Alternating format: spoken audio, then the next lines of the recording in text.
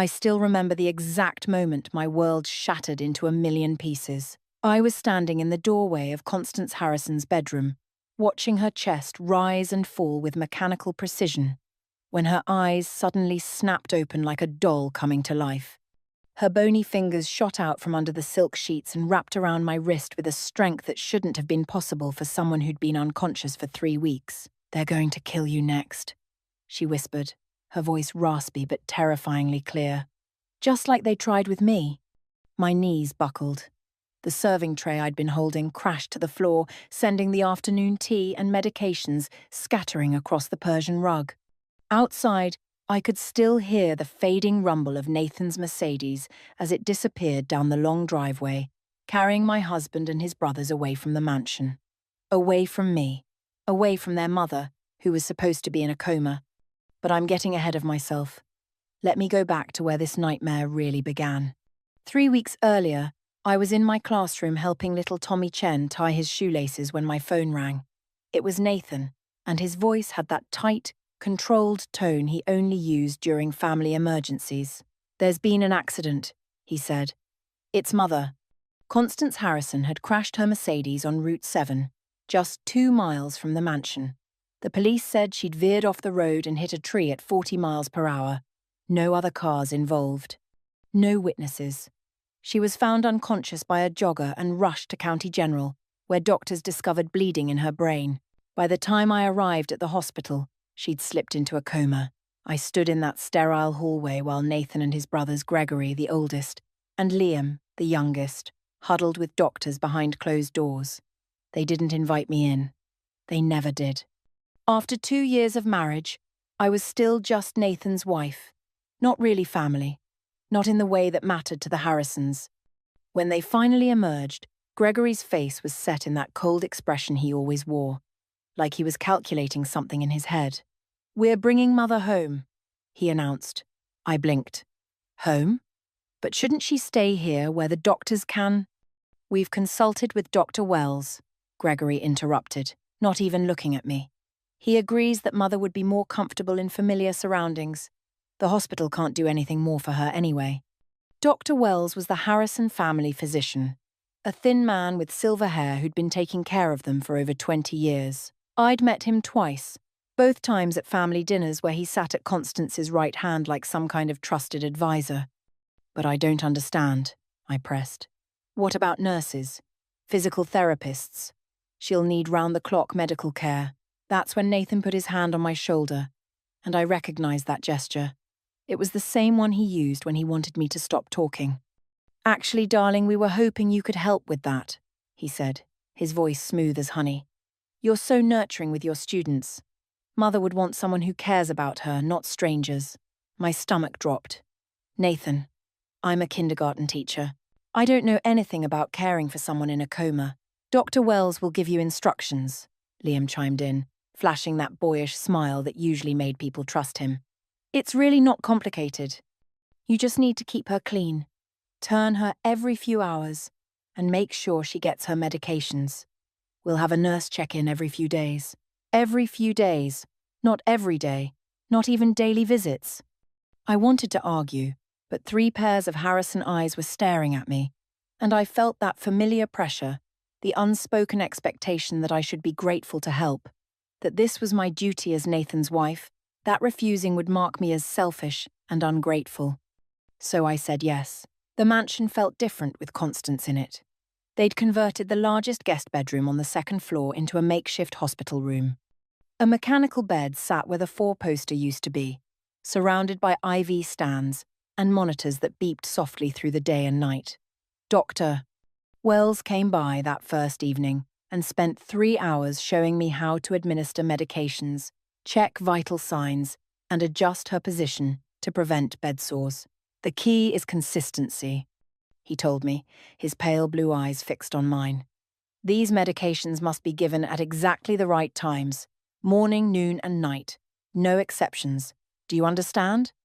I nodded, though my hands were shaking as I held the pill organizer he'd prepared. Each compartment was labelled with dates and times in his precise handwriting. "And Amelia," he added, his voice dropping lower, "Mrs. Harrison's condition is very delicate. It's important that she not be disturbed by too many visitors or unnecessary stimulation. Keep the room quiet, keep visitors to a minimum. The family trusts you to maintain the proper environment. Over the next 2 weeks, I fell into a strange routine.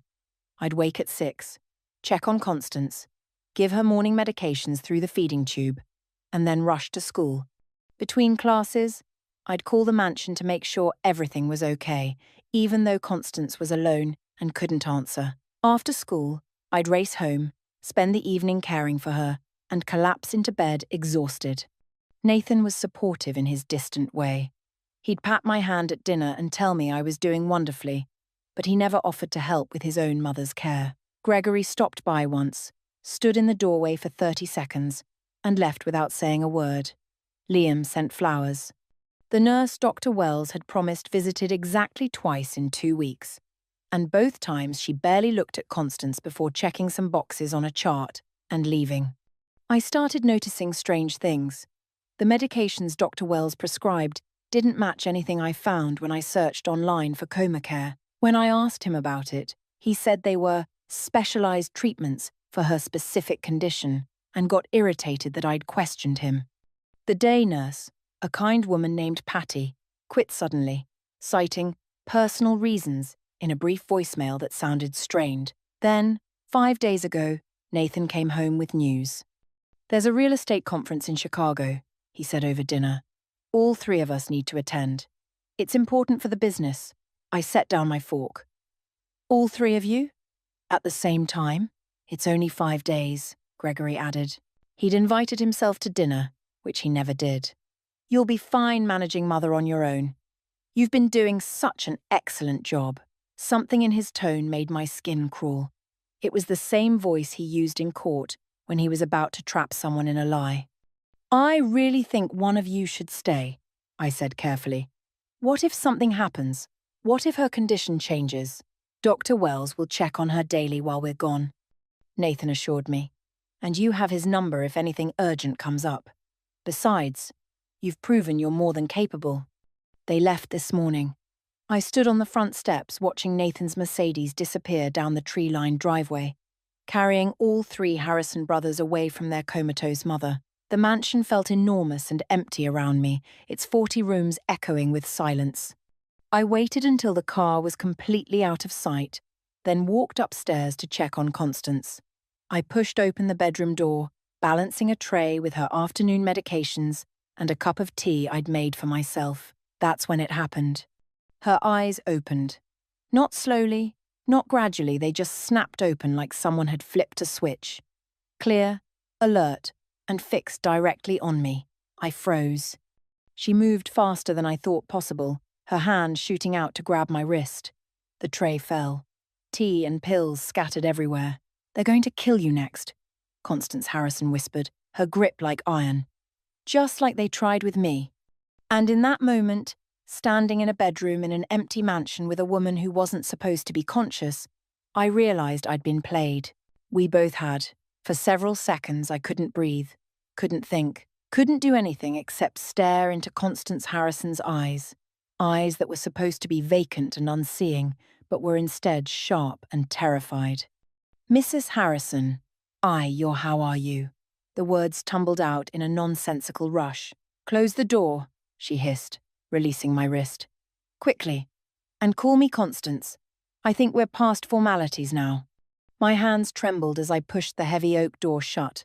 The click of the latch sounded unnaturally loud in the quiet room. When I turned back, Constance was struggling to sit up, her movements stiff and painful after weeks of lying still. "Let me help you," I said automatically, rushing to adjust the pillows behind her back.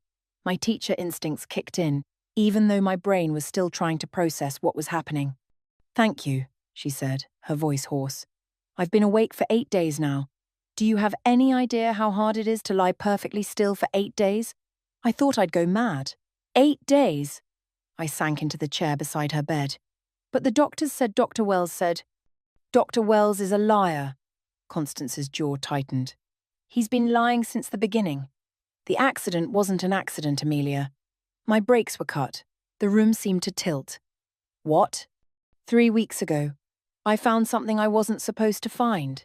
Constance's hands twisted in the bedsheets. I have a safe in my private study. I keep important documents there, wills, trust fund papers, property deeds. I hadn't opened it in months, but I needed to review some paperwork for the accountant. That's when I noticed some files were missing. She paused, her eyes distant, remembering. I'm not a fool, despite what my sons might think. I called the bank and asked for copies of all transactions from the family trust fund for the past 5 years. What I found? She laughed, but it was a bitter sound. Gregory has been siphoning money for years, hundreds of thousands at first, then millions. He's been forging my signature, creating fake invoices for properties that don't exist, paying himself consulting fees for work he never did. My mind raced. Gregory was the executor of the family trust. He handled all of Constance's financial affairs because she'd said she couldn't be bothered with boring business matters. But if what she was saying was true, Nathan and Liam are involved too, Constance continued. Not as deeply as Gregory, he's the mastermind, but they've been taking their cuts. They've stolen almost $7 million from the trust fund over 5 years. $7 million. The number was so large it didn't feel real. I confronted them, she said quietly. All 3 of them. In the library. I showed them the bank records. I told them I was going to the police, that I was going to change my will, that they'd never see another cent of Harrison money. Her voice cracked. Gregory just smiled at me. He actually smiled and said, Mother, you're not thinking clearly. Perhaps you should see Dr. Wells. 2 days later, I was driving to my lawyer's office. I had copies of everything in my briefcase. I was going to file a police report and remove all 3 of them from my will. I was on Route 7 when I pressed the brake pedal, and nothing happened. Nothing. The car just kept going faster and faster, and I couldn't stop it. I remember the tree getting closer, and then darkness. I felt sick. But you survived. Barely. When I woke up in the hospital, I could hear them talking outside my room. I couldn't move, couldn't open my eyes. I really was in a coma then, but I could hear. Gregory was arguing with a doctor about moving me. The doctor said I needed to stay in the ICU, that moving me was dangerous. Then I heard Gregory say something about a generous donation to the hospital's new wing. And suddenly the doctor agreed that home care might be appropriate. They wanted you out of the hospital, I whispered. Away from witnesses. Exactly. I woke up 2 weeks ago, here in this room. It was the middle of the night. My head was pounding, and everything hurt. But I was awake and aware. I started to call for help. But then I heard voices in the hallway. Nathan and Gregory. Constance closed her eyes, as if the memory was painful. Gregory said, How long until the old bat kicks it? And Nathan said, Wells says another month on the current dosage. Any faster would look suspicious. That's when I understood. They weren't trying to help me recover. They were waiting for me to die. The medications, I breathed. Dr. Wells' specialized treatments. Poison. Constance opened her eyes. Slow-acting, impossible to detect in someone who's supposedly dying from brain trauma. Wells has been giving you poison to feed to me, and you had no idea. Horror washed over me. All those pills I'd crushed and administered through her feeding tube. All those injections I'd given her because Dr. Wells said they were essential. I'd been killing her, and I hadn't known. I stopped taking them, Constance said quickly, seeing my expression. As soon as I understood what was happening, when you'd come in to give me my medications, I'd hold them in my cheek until you left, then spit them out and hide them. The injections were harder. I had to wait until you turned away, then pull out the IV line just enough that most of the medication would leak onto the sheets instead of into my veins. It's why the bedding always seemed damp. I'd noticed that. I'd thought she was sweating from fever and had changed the sheets twice a day. But why didn't you say something? Why keep pretending? Because I needed to know the full extent of their plan, Constance said. And because I needed them to think everything was going according to schedule. If they knew I was awake, they'd find another way. Something faster, messier. I'd be dead within hours. We need to call the police right now. With what evidence? Constance interrupted. The bank documents I had were in my briefcase, which disappeared after the accident. My lawyer never received them. It's my word against theirs, and Gregory has connections everywhere. He's the most powerful attorney in the county. He plays golf with judges.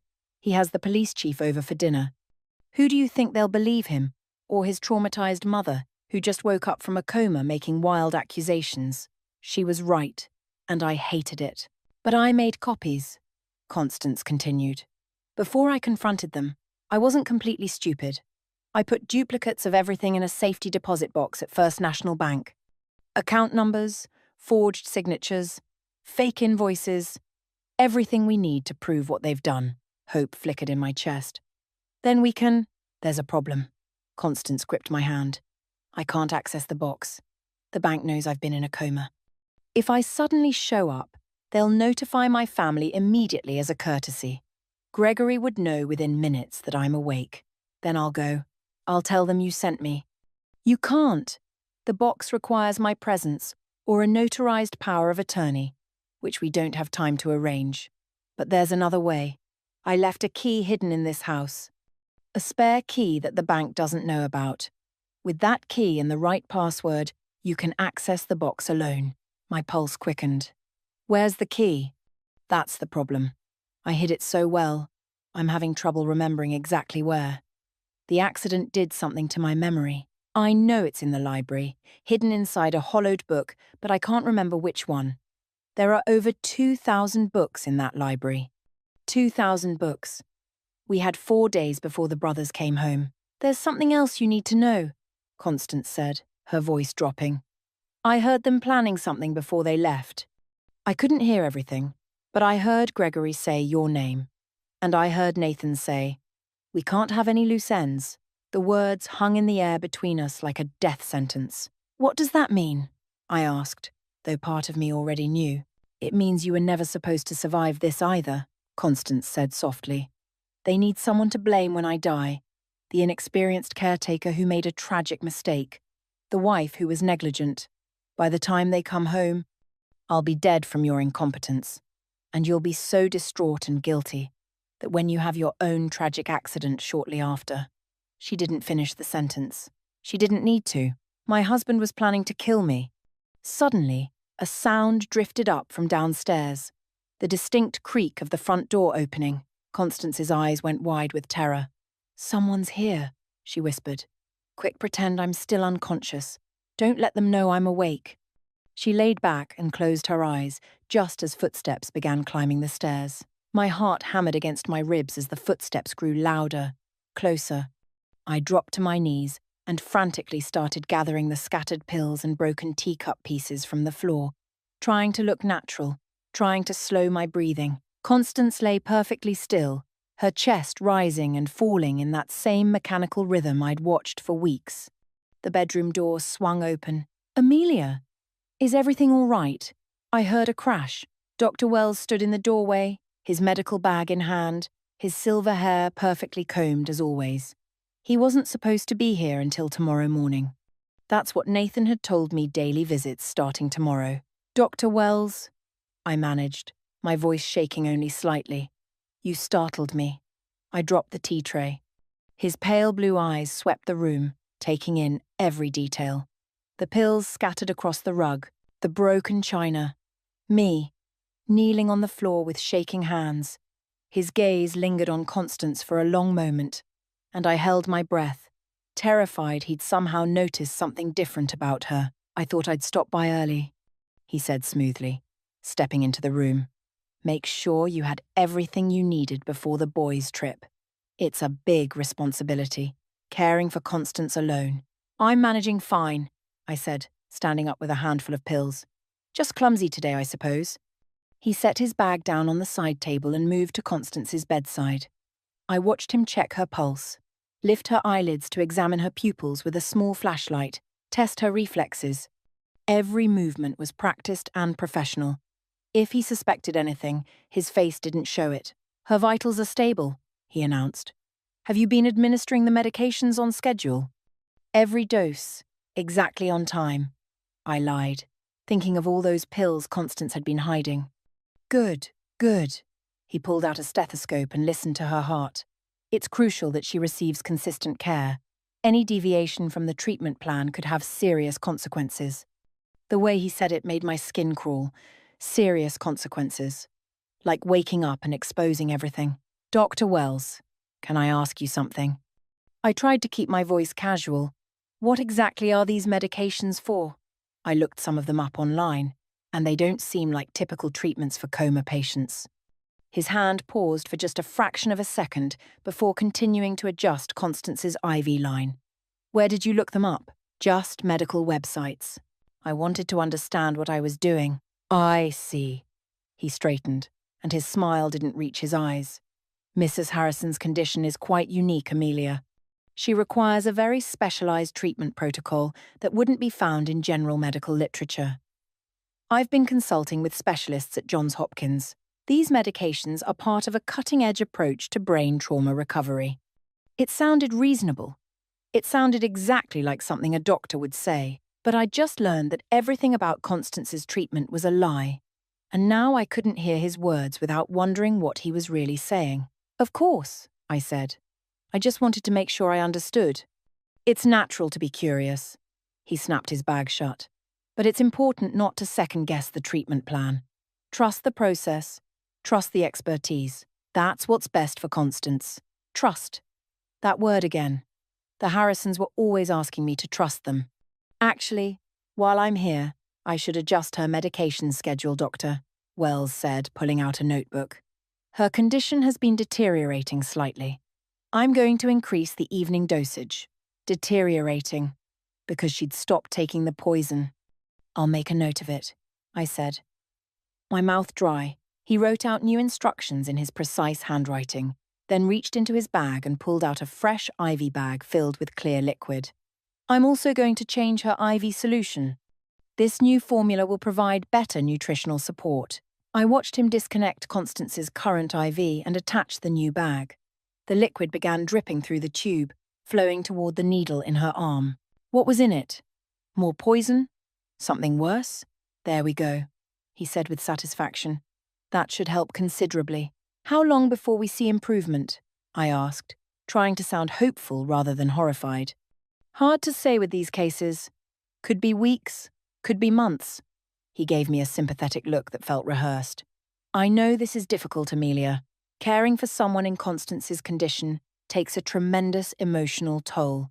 How are you holding up? I'm fine, I said automatically. Are you sleeping well? Eating properly? It's important that you take care of yourself too. His concern felt like a spider crawling across my skin. I'm managing. Good. Because Constance needs you healthy and alert. He picked up his bag. I'll be back tomorrow to check on her. Call me immediately if you notice any changes, anything at all. Even small things that seem insignificant. I will. He paused at the door. Oh, and Amelia, I noticed you've been making quite a few phone calls from the house line. Is everything all right? My blood turned to ice. He'd been checking the phone records. Just calling my mother, I lied smoothly. She worries about me being here alone. Of course. Just remember, it's best to keep Constance's condition private. The family values their privacy, and too many people knowing the details can lead to unwanted attention. You understand? It wasn't a question. It was a warning. I understand, I said. He smiled, nodded, and left. I stood frozen until I heard the front door close and his car engine start in the driveway. Only then did I rush to the window and watch his silver sedan disappear down the road. He's gone, I whispered. Constance's eyes flew open. The IV, get it out. Now. I grabbed the needle, my hands shaking so badly I could barely grip it. I don't know how to do this safely. Just pull it out. Whatever's in that bag. I can't have it in my system. I yanked the needle from her arm. Blood welled up from the puncture site, and I pressed a tissue against it while Constance held her arm elevated. How much got in? She asked urgently. I don't know. Maybe 2 minutes worth? 3? We need to make me vomit. If any of it reached my stomach. She tried to swing her legs over the side of the bed, but they wouldn't cooperate. My legs. I can't feel my legs properly. It's from lying down so long, I said, hoping that was true. Here, let me help you to the bathroom. I half carried her across the room. She was lighter than I expected, her muscles wasted from weeks of immobility. In the bathroom, she knelt by the toilet while I held back her hair, feeling like I was in some kind of nightmare. After several minutes of trying, she sat back against the wall, exhausted. I don't think much got into my system, she said weakly. The IV was only connected for a few minutes, but we need to be more careful. We can't let him change the bags again. He's coming back tomorrow, I said. He'll notice if the IV isn't connected. Then we'll have to make it look like it is. Constance's mind was already working. We can insert the needle just under my skin instead of into the vein. It'll look right to a casual check, but the medication will leak into the tissue instead of my bloodstream. It'll cause some swelling and bruising, but that's better than being poisoned. I helped her back to bed, my mind reeling. He was checking the phone records. He knows I've been making calls. Of course he has. They're watching everything you do. Constance grabbed my hand. Amelia, you need to understand something. These men, my sons, Doctor. Wells, they've thought of everything. Every possible way you might get help, every person you might call, every route you might use to escape. They've planned this for weeks, maybe months. Then what do? We find that key, tonight. It's our only chance. But there are 2,000 books in the library. Then we'd better get started. Constance tried to stand again, but her legs buckled. Damn it. I need to build my strength back. 3 weeks in bed has made me weak as a kitten. You should rest. I can search the library myself. No. She grabbed my arm with surprising force. You don't know what you're looking for. The book is about ballet. I remember that much. It was from my dancing days. Dark blue cover, gold lettering. I hollowed it out myself years ago. It was my hiding place for things I wanted to keep secret from my husband when he was alive. A thought occurred to me. If you hid it when your husband was alive, that was decades ago. Are you sure it's still there? Constance's face went pale. It has to be. I never moved it. Unless... She didn't finish the sentence, but we were both thinking the same thing. Unless the brothers had found it during their weeks of having free run of the house. There's only one way to find out, I said. I helped Constance practice walking around the room for 20 minutes until her legs remembered how to work. She moved like a newborn deer, shaky and uncertain, but determined. When she could make it from the bed to the window and back without my support, we decided she was ready.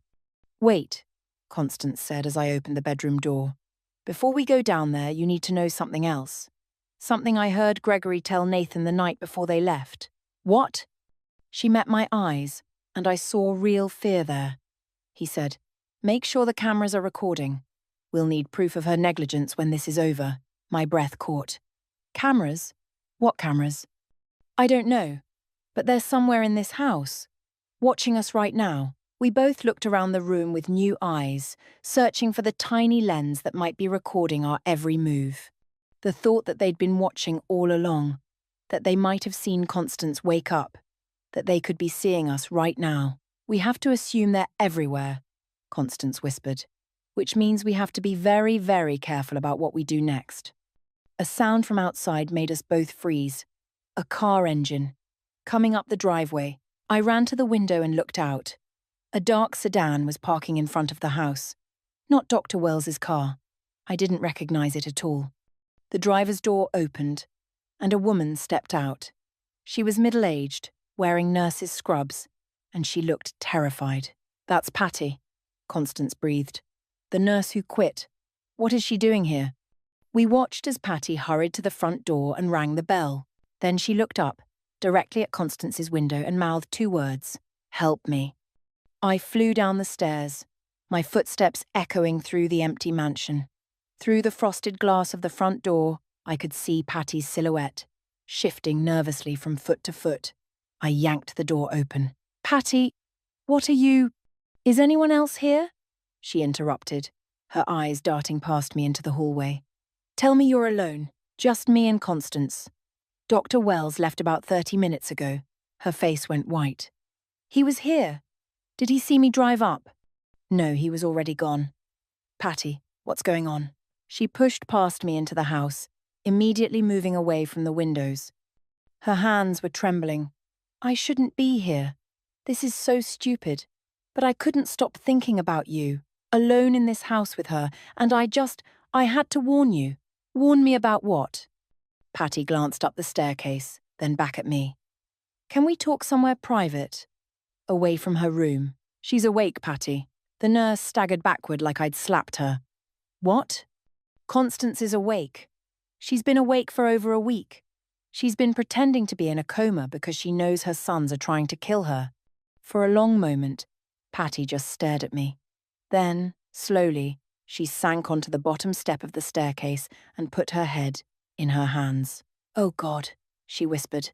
Oh God, I knew it. I knew something was wrong. I sat beside her. Tell me everything. Why did you really quit? Patty took a shaky breath. About 3 weeks ago, when Mrs. Harrison first came home from the hospital, I was assigned to be her primary nurse. Day shift. I've been a nurse for 22 years. I know what proper coma care looks like. And what Dr. Wells was prescribing made no sense. None of it. The medications, I said. The medications, the treatment schedule, all of it. I started asking questions. Why wasn't she on standard anticonvulsants? Why were we giving her medications typically used for heart conditions when her heart was fine? Dr. Wells got defensive. He said I was questioning his expertise, that he was consulting with specialists I'd never heard of. She looked up at me with haunted eyes. So I did what any responsible nurse would do. I called Johns Hopkins, where he claimed he was consulting. They'd never heard of him. Never heard of any experimental treatment for Mrs. Harrison. That's when I knew he was lying. What did you do? I confronted him, privately, in the kitchen. I told him I was going to report him to the medical board unless he explained what was really happening. He just smiled at me, Amelia, smiled and said, I don't think you want to do that. Patty's voice cracked. The next day, my daughter didn't come home from school. She's 14. She takes the bus every day, gets home at 3:30 like clockwork. At 4 o'clock, I got a phone call from Gregory Harrison. He told me my daughter was fine, that she was just spending time with some friends and would be home soon. Then he said, accidents happen so easily with teenagers. It would be terrible if something happened to yours. My hands clenched into fists. He threatened your daughter. She came home an hour later. She said a man in a nice suit had offered her a ride home from the bus stop, said her mother had sent him. She was smart enough to refuse, but he followed her for 3 blocks before driving away. She was terrified. That's when you quit. I quit that same night. I was so scared I didn't even come to collect my last paycheck. I just wanted to get my daughter and disappear. But I couldn't stop thinking about you. About that sweet kindergarten teacher they'd left alone with a dying woman. I kept wondering what they'd do to you when she finally died. They're planning to blame me, I said quietly. Make it look like I was negligent. Then I'll have my own accident. Patty closed her eyes. I was afraid of that. There's more. I told her about the cut brakes, the stolen money, the hidden evidence. Her expression grew more horrified with each detail. We have to go to the police, she said when I finished. With what proof? Everything Constance had was in her briefcase, which disappeared after the accident. We need the documents from the safety deposit box, but we can't find the key. Then let me help you look. I owe you that much for leaving you here alone. I wanted to say yes, wanted to accept her help immediately, but something made me hesitate. How did you know to come here today? I asked slowly. How did you know I'd need help right now? Patty blinked. I didn't know specifically. I've been worried for days. I finally worked up the courage to check on you. But you asked if Dr. Wells saw you, like you knew he'd been here today. I assumed he'd be checking on Mrs. Harrison regularly. He wasn't supposed to come until tomorrow. I stood up, taking a step back. I never called you, Patty. I don't have your number. So how did you know to come right now? Today, when I'm alone and desperate? Her face changed. The fear drained away, replaced by something colder. You're smarter than they gave you credit for, she said quietly. Ice flooded my veins. Who sent you? Nobody sent me. I came on my own. But her voice was different now, flat and emotionless. Gregory called me this morning. Said you might be having doubts, might try to reach out. He wanted me to come here and reinforce the story. Make you trust me. Then call him. If you said anything suspicious. I backed toward the staircase. So the whole story, your daughter, the threats. Oh, that part was true. He really did threaten her. And I really did quit because I was terrified. But do you know what's more terrifying than Gregory Harrison? She stood up, and I noticed for the first time how tall she was. What Gregory Harrison will do if I don't cooperate. Get out of my house. It's not your house, Amelia. It's theirs. Everything here is theirs. Including you. She pulled out her phone. I'm supposed to report back. Tell Gregory whether you suspect anything. And what are you going to tell him? Patty looked at me for a long moment. Then, slowly, she set the phone down on the hall table. I'm going to tell him you're the perfect caretaker. Devoted, unsuspecting, following every instruction Dr. Wells gives you. Because my daughter is 14 years old, and she's all I have in this world, and I will do anything, anything, to keep her safe. Even if it means letting you walk into a trap, Patty. But I'm going to give you one piece of real information before I go. Consider it my conscience trying to make amends. She moved toward the door. There are cameras throughout the house. Gregory had them installed 2 weeks ago, before Mrs. Harrison even left the hospital. He told me they were for security, but I saw where he put them. One in the kitchen, one in the main hallway, one in the library. The library, where we were planning to search for the key. They've been watching you this whole time, Patty continued. Watching how you care for her, documenting everything, building their case against you. And here's the worst part, those cameras are motion activated and they feed directly to Gregory's phone. Even in Chicago, he can see everything you do. My knees felt weak. Everything. Not the bedrooms or bathrooms. Even he has limits. But every other room in this house is being recorded. She opened the front door. I'm sorry, Amelia. I really am. But I have to protect my child. She left, pulling the door shut behind her. I stood in the hallway, my mind racing. They were watching. Right now, at this very moment, Gregory might be looking at his phone, seeing me standing here alone. I forced myself to move naturally, to walk to the kitchen like nothing was wrong. I poured a glass of water with shaking hands, drank it, and rinsed the glass. Normal. Everything had to look normal.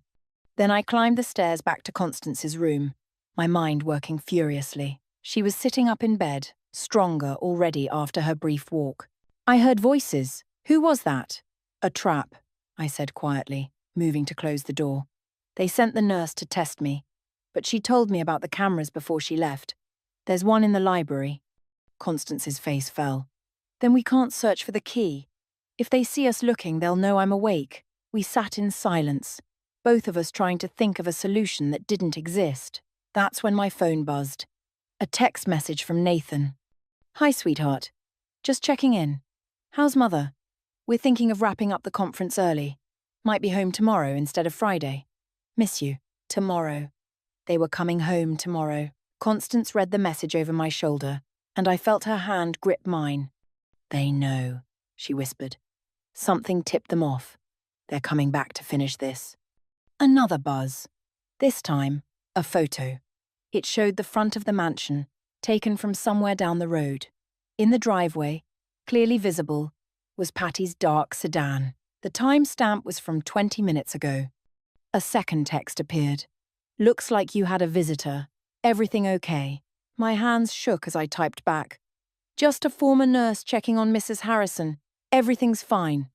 3 dots appeared, showing Nathan was typing. They seemed to pulse forever before his response came through. Good. Make sure you give Mother her evening medications. Dr. Wells said they're especially important tonight. Love you. Constance and I looked at each other. The evening medications, the increased dosage, Dr. Wells had prescribed just an hour ago. They're accelerating the timeline, Constance said. Whatever's in those pills they wanted in my system tonight. Then we don't give them to you. But If I don't take them, I'll start showing signs of improvement. Dr. Wells will notice tomorrow when he checks on me. He'll know something's wrong. We were trapped. If Constance took the medications, they might kill her. If she didn't, the brothers would know she was awake and find another way. I walked to the window and looked out at the darkening sky. Somewhere out there, someone was watching the house. Dr. Wells would be back in the morning. The brothers would be home by tomorrow night. We had less than 24 hours to find evidence, expose the truth, and save ourselves. And we couldn't even search the library without being seen. That's when I noticed something strange. At the end of the long driveway, partially hidden behind a tree, was a car. Not Patty's, a different one.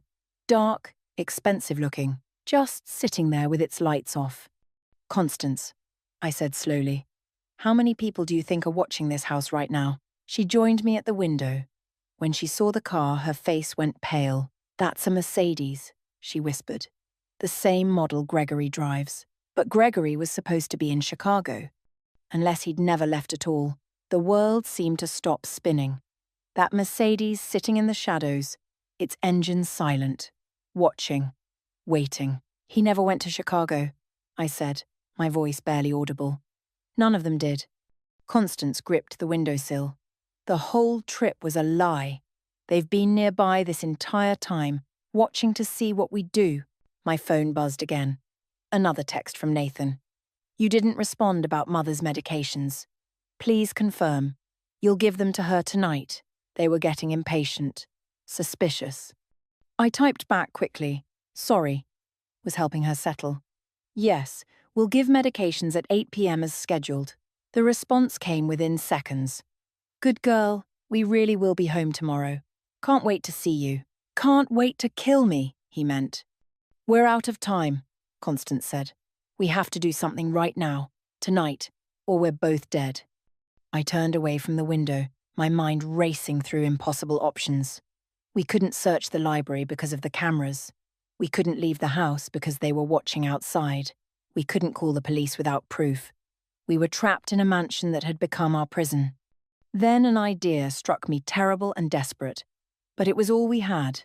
The cameras only cover certain rooms, I said slowly. Kitchen, hallway, library. Not the bedrooms. So we make them think everything is normal. I go downstairs, move around the main floor like I do every evening, make dinner, clean up, act natural. They'll see me on camera doing exactly what they expect. And while you're doing that, you search this bedroom, top to bottom. Maybe you didn't hide the key in the library at all. Maybe your memory is confused because of the accident. Maybe it's been here all along. Constance shook her head. I'm certain it was in the library. The ballet book. We can't get to the library. My voice rose in frustration before I forced it back down. But we can search everywhere else they're not watching. Your bedroom is our only chance. She looked around the room at the dresser, the closet, the bathroom, the dozens of places a small key could be hidden. It's possible, I suppose. The accident did scramble some memories, and I was quite paranoid in those days, hiding things in multiple places. Then we start now. I'll go downstairs and put on a show for the cameras while you search. I helped Constance to her feet. She was steadier now, her legs remembering their strength. If I find it, then what? Then tomorrow morning, you pretend to be unconscious when Dr. Wells comes. I'll tell him you had a difficult night, that I'm worried about your breathing. While he's examining you, I'll slip out, drive to the bank, and get the evidence. They'll follow you. Let them. I'll go to the police station directly from the bank, walk in with the documents and refuse to leave until someone listens. They can't kill me in front of a dozen cops. It wasn't a perfect plan. It had 1,000 ways to fail, but it was all we had. All right, Constance said. Let's do it. I went downstairs, very aware that I was being watched. The camera in the hallway was disguised as a smoke detector. I could see it now that I knew to look. How had I missed it before? In the kitchen, I made myself a sandwich I didn't want and ate it slowly at the table. Normal. Everything had to look normal. A woman alone, caring for her comatose mother-in-law, making dinner. Nothing suspicious. My phone sat on the table, silent now. Were they watching me through the camera right now? Was Gregory in that Mercedes, zooming in on my face, looking for signs of fear? I forced myself to smile as I washed my plate, hummed a little tune, played the role of the innocent wife. Then I prepared Constance's evening medications, the pills that were supposed to kill her. I arranged them in a small cup, poured water into a glass, and carried them upstairs on a tray. This part was crucial. They had to see me going up with the medications at exactly 8 p.m., just as I'd promised. What they couldn't see was what happened behind the closed bedroom door. Constance was on her hands and knees beside the bed, pulling out storage boxes she'd found underneath. Her face was flushed with effort, but her eyes were determined. "Anything," I whispered. "Not yet, but I'm not giving up."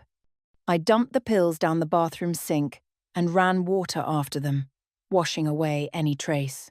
Then I sat on the bed, pretending to read a book, while Constance searched. She went through everything. The dresser drawers, filled with silk scarves and jewelry boxes. The closet, packed with clothes from decades of elegant living. The bathroom cabinets, lined with expensive lotions and perfumes. Every box, every container, every pocket. An hour passed. Then 2. At 10 p.m., my phone buzzed. Nathan again. "How's Mother? Did the medications help?" "She's resting peacefully," I typed back. "I'm heading to bed soon. Long day. Sleep well, darling. Tomorrow we'll all be together again." The threat was clear, even wrapped in loving words. I helped Constance search, both of us growing more desperate as midnight approached. The key had to be here. It had to be. "Wait," Constance said suddenly. She was staring at the headboard of her bed, an ornate piece of carved mahogany with intricate designs. "When my husband was alive, this bed was in the master suite. I used to hide things." She ran her fingers along the carvings, pressing and probing. Then, with a soft click, a small panel popped open in the decorative woodwork. Inside was a tiny compartment, no bigger than a matchbox, and inside that was a key. We stared at it for a moment, almost afraid to believe it was real. "Is that—" I started. "Yes." Constance pulled it out with trembling fingers. Attached to the key was a small tag with a number written in faded ink. 347. "This is it. Box 347 at First National Bank." Relief flooded through me so intensely I felt dizzy. We did it. We actually did it. "Now comes the hard part," Constance said. "Getting you out of this house alive." We spent the next hour planning. I would leave at 9 a.m., right after Dr. Wells's visit. I'd tell him I needed to run errands, groceries, pharmacy, normal things. If anyone followed me, I'd drive normally until I got close to the police station, then speed up and run inside. "The password is Nightingale," Constance reminded me. "Tell them I sent you, show them the key, they should let you access the box. And you'll be here alone with Dr. Wells. I've been fooling him for over a week. I can manage one more day." She gripped my hand. "Amelia, if something goes wrong, if they stop you somehow, you run. You don't come back here. You don't try to save me. You just run and save yourself. Promise me, I'm not leaving you. Promise me." Her voice was fierce. "One of us has to survive this. One of us has to make sure they pay for what they've done." I didn't want to promise. But looking into her eyes, I understood. This wasn't about us anymore. It was about justice. "I promise," I whispered. We tried to sleep, but neither of us really could. I lay on the small couch in Constance's room, listening to her breathe, watching the shadows move across the walls. Outside, that Mercedes sat in the darkness, a predator waiting for morning. At 6 a.m., I got up and showered, dressed in my most normal clothes, jeans and a sweater. I made breakfast and ate it in the kitchen under the watchful eye of the hidden camera. Just another day. Nothing special. At 8:30, Dr. Wells arrived. I met him at the door with a smile that felt like it might crack my face. "Good morning, Dr. Wells." "Good morning, Amelia." "How was the night?" "Quiet. Mrs. Harrison seems stable." We went upstairs together. Constance lay perfectly still, her chest rising and falling in that mechanical rhythm. Dr. Wells checked her vitals, examined her eyes, tested her reflexes. His face revealed nothing. "Everything looks good," he said finally. "Continue with the current medication schedule." "Actually," I said carefully, "I need to run some errands this morning. We're low on groceries, and I need to pick up a prescription. I should only be gone a few hours." He frowned slightly. "Is that wise? Leaving Mrs. Harrison alone? She's stable, like you said, and I'll have my phone if you need to reach me." For a moment, I thought he'd refuse. Then he nodded. "I suppose a few hours won't hurt. But be back by noon. She'll need her midday medications." "Of course." He left. I waited until his car disappeared down the driveway. Then I turned to Constance. "This is it," I said. She nodded, her eyes bright with unshed tears. "Be careful. And Amelia, thank you for believing me, for staying." I wanted to hug her, but there wasn't time. I grabbed my purse, slipped the key inside, and headed for the door. My car was in the garage. I got in, started the engine, and pulled out into the morning sunshine. In my rearview mirror, I saw the Mercedes start moving. They were following me, just as we'd expected. I drove normally through the residential streets, heading toward town.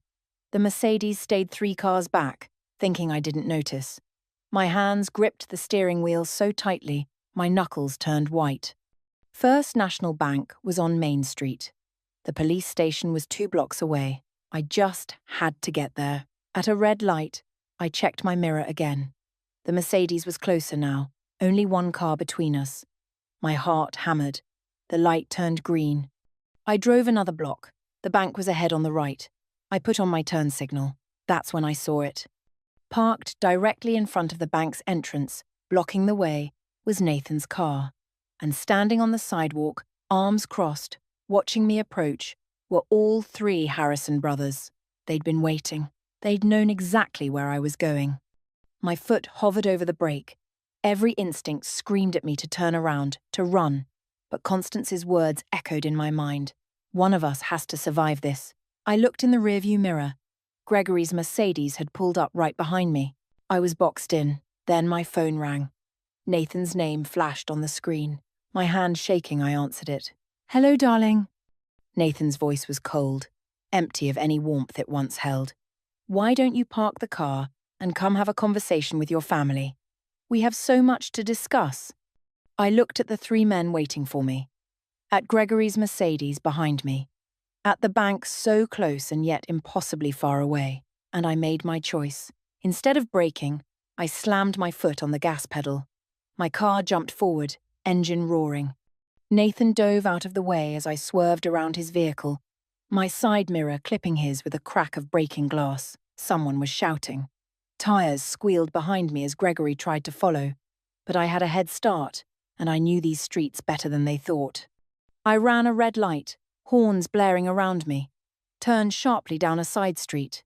My phone was ringing again and again, but I ignored it. 2 blocks, 1 block.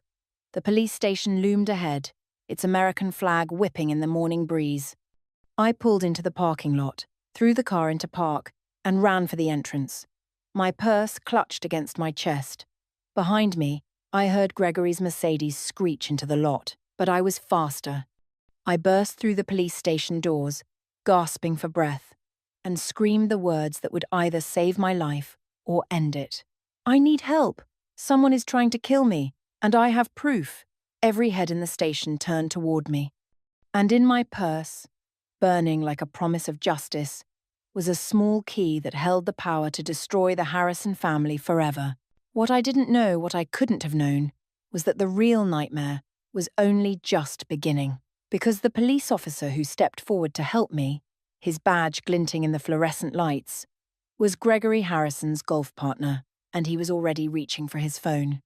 The officer's hand moved toward his phone, and I saw it, the flash of recognition in his eyes, the slight hesitation that told me everything I needed to know. Gregory's connections ran deeper than I'd imagined, but I wasn't alone in that police station. "Officer Chen is unavailable," a woman's voice cut through the tension. A female detective stepped between us, her badge reading, Detective Angela Morrison. She looked at me with sharp, assessing eyes. "I'll take this case." Officer Chen's face tightened, but he stepped back. Detective Morrison guided me into a private interrogation room, and the moment the door closed, I pulled out the key and started talking. I told her everything: the cut breaks, the fake coma, the poison disguised as medicine, the stolen millions. Words tumbled out in a frantic rush. "These are serious accusations," she said carefully. "Do you have any proof?" "This key opens a safety deposit box at First National Bank. Box 347. Everything we need is inside bank records, forged documents, evidence of fraud. The password is Nightingale." Detective Morrison studied me for a long moment. Then she picked up her phone and made a call. "Judge Peters? Angela Morrison. I need an emergency warrant." "Yes, Your Honor, it's urgent." 20 minutes later, we were walking into First National Bank with a warrant and 2 additional detectives I'd never seen before, people Gregory didn't own. The bank manager verified the box number and password, and when they opened it, everything was there. Dozens of documents showing years of theft, forged signatures, fake invoices, evidence that would send all 3 Harrison brothers to prison. "We need to get to the mansion," I said urgently. "Constance is still there, and Dr. Wells." "Already handled," Detective Morrison said, showing me her phone. "I sent units there the moment you mentioned someone in danger. They arrived 4 minutes ago." Relief nearly knocked me to my knees. The next hours were a blur of statements and paperwork. I learned that Dr. Wells had tried to flee when police arrived, but was caught before he reached his car. Constance was taken to the hospital, a real hospital this time, with doctors who actually wanted to save her life. Gregory, Nathan, and Liam were arrested in the police station parking lot as they tried to decide whether to run or talk their way out. Gregory's connections couldn't save him from a warrant signed by a federal judge. Detective Morrison had made sure of that. I gave my statement 3 times, to 3 different people. By evening, I was exhausted and numb. Detective Morrison drove me to the hospital herself. Constance was in a private room, looking smaller and more fragile than I'd ever seen her, but her eyes were bright and alert. Real doctors had examined her and confirmed everything: the poison in her system, the evidence of attempted murder, the fact that she'd been days away from death. "You did it," she said when I walked in. Her voice was hoarse but strong. "You actually did it." I sank into the chair beside her bed. "We did it.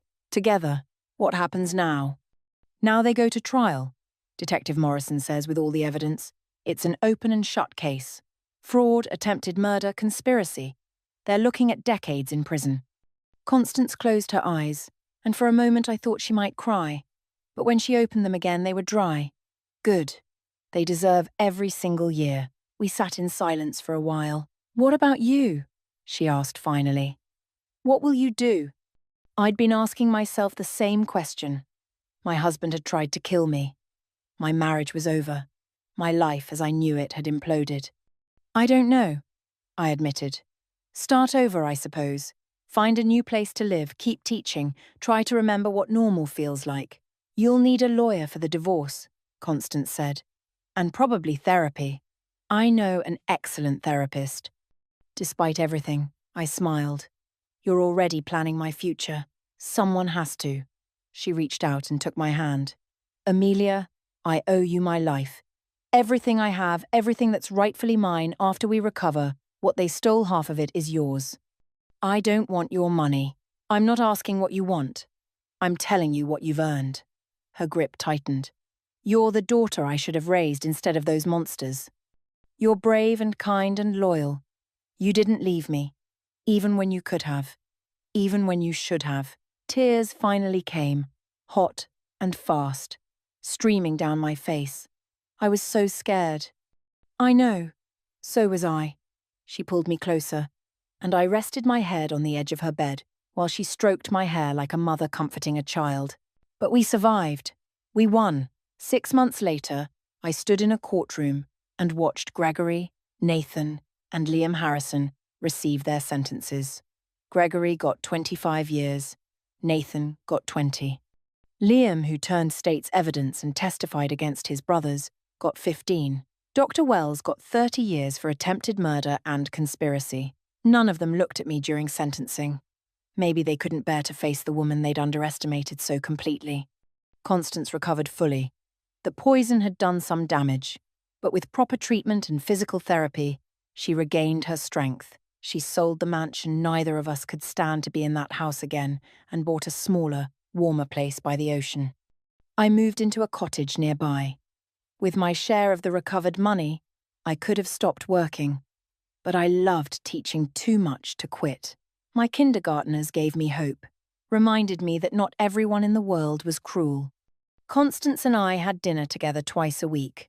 Sometimes we talked about what happened. More often, we didn't. We talked about books and movies and the children in my class and her new hobby of painting. We built a new life, one that had nothing to do with the Harrison brothers or their greed. On the 1-year anniversary of the day, everything changed. Constance and I drove to the police station. We brought flowers and a card for Detective Morrison, thanking her for believing me when it mattered most. "Just doing my job," she said, but she smiled as she accepted them. "You saved our lives," I told her. "No," Morrison corrected gently. "You saved your own lives. I just helped clean up the mess afterward. Sometimes, late at night, I still dream about that morning Constance's eyes snapping open, her whispered warning, the terror of realizing my husband wanted me dead. I wake up gasping, my heart pounding, but then I remember how it ended. Not with me as a victim, but as a survivor. Not with silence, but with truth.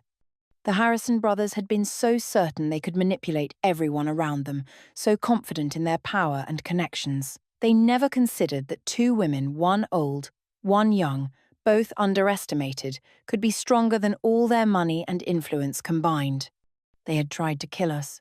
Instead, we destroyed them, and in doing so, we saved ourselves. I still teach kindergarten. I still have tea with Constance twice a week. I still sometimes look over my shoulder, old habits dying hard, but I'm free. We both are, and that, in the end, is the only revenge that truly matters.